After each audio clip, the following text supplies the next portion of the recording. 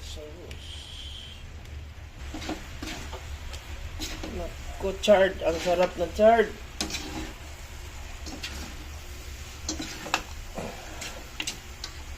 Pansit. Ang sarap ng pasalubong mo, chard, oh. Guys, yung liempo, guys, oh.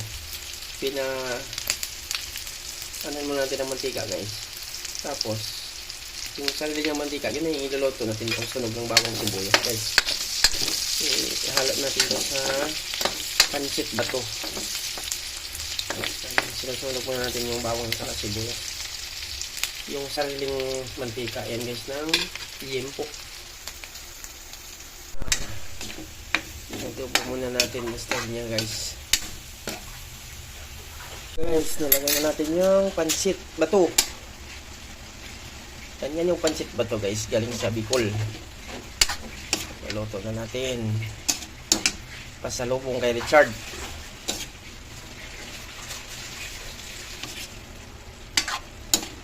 Sarap ng pansit bato from Bicol. Ilagay na natin yung repolyo, guys.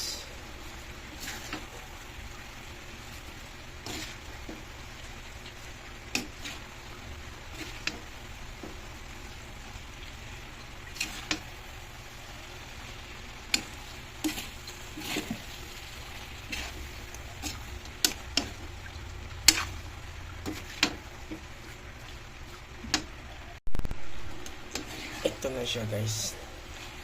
Nung nahalap na natin yung gulay, yan,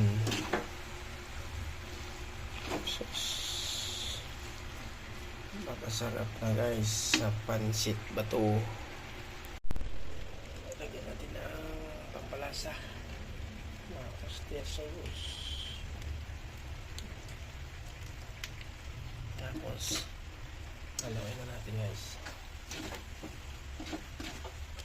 Naku, chard. Ang sarap na chard.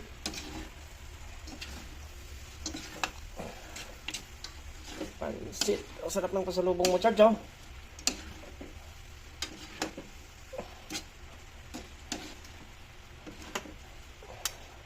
Ang repolyo, half cook lang.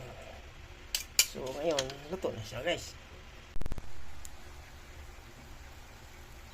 Ayan na, ayan na.